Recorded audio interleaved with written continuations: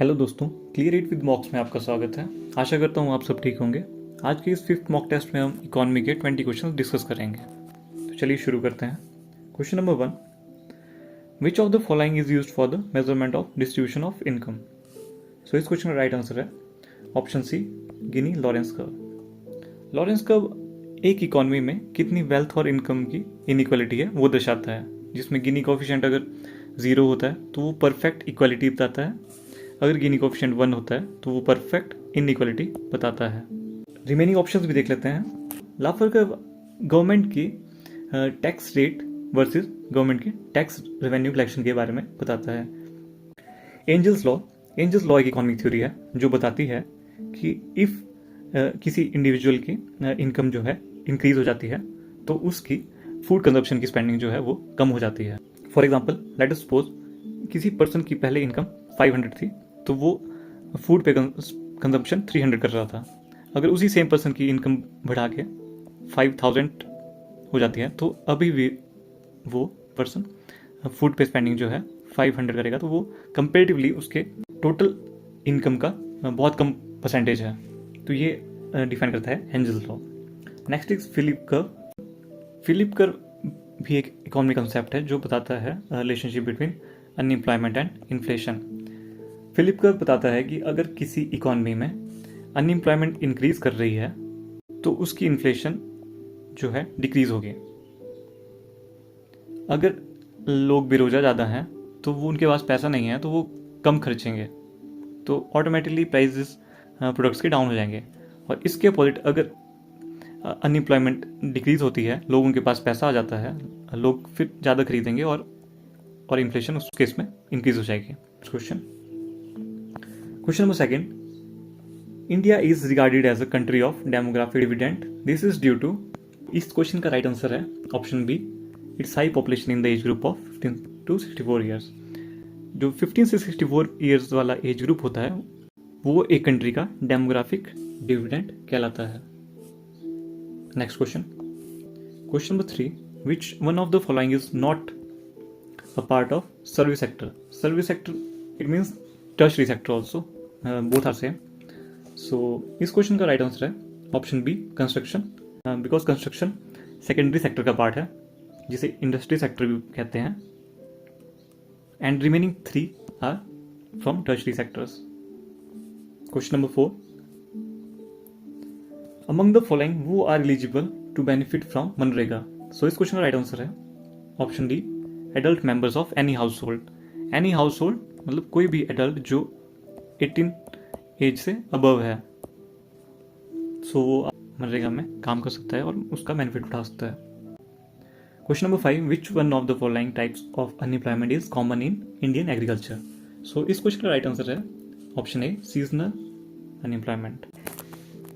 Question number 6, special drawing rights facilities is available at. So इस question का right answer है option A, international monetary fund. IMF के headquarters Washington में है, and world bank और international development association के headquarters भी similarly Washington में है। Organisation of economic cooperation and development OECD के हेडक्वार्टर्स पेरिस, फ्रांस में है। So next question number 7, the slogan गरीबी हटाओ removal of poverty was given in which year plan. So इस क्वेश्चन का राइट आंसर है option C, 5th 5-year plan. Question number 8, the value of all final goods and services produced by the normal residents of a country and their property whether operating with in the domestic territory of the country or outside in a year is termed as. So इस question का right answer है option A, gross national income. और अगर gross national income में से depreciation minus कर दें तो वो नेट नेशनल इनकम कहलाता है। सिमिलरली जीडीपी एक इकोनॉमी में, एक फाइनेंशियल ईयर में जितने गुड्स एंड सर्विसेज की प्रोडक्शन हो रही है वो आपका उस कंट्री का जीडीपी कहलाता है। और जीडीपी में से भी अगर हम डेप्रिसिएशन माइनस कर दें तो वो नेट डोमेस्टिक प्रोडक्ट कहलाता है। Next question number 9, choose the correct match. So इसमें आपको 3 प्लान दिए गए हैं और आपको करेक्टली मैच करने हैं। क्वेश्चन का राइट आंसर है option D none of the above, none of this,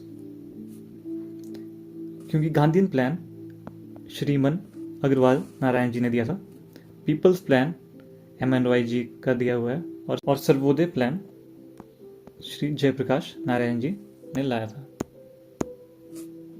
next question, question number 10, the first 5-year plan 1951-56 was drafted by, so इस क्वेश्चन का राइट आंसर है B KN Raj. Question number 11, who is known as the father of white revolution in India, so इस question का right answer है option D V Kurien. Question number 12, where is the central rice research institute located, so इस question का right answer है option D Cuttack, Odisha.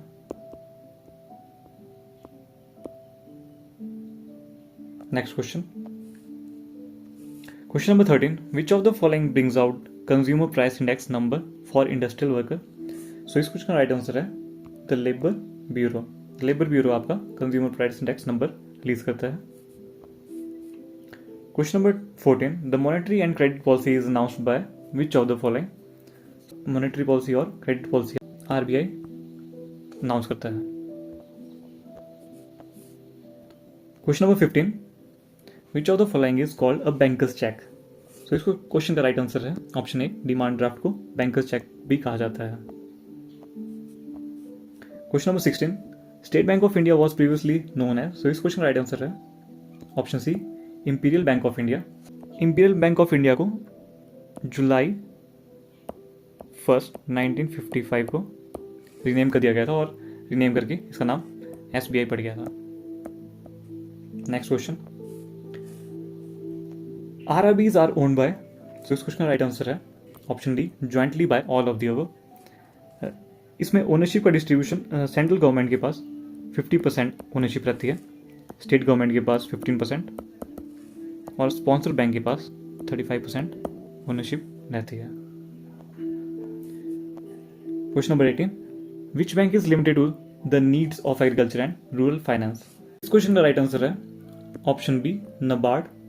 Question number 19, physical deficit in the budget means, so इस question का right answer है budgetary deficit plus the net borrowings of the government.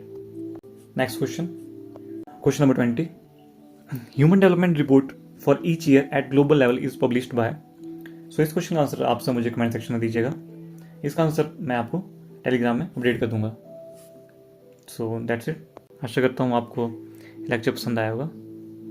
Thank you for watching, have a nice day.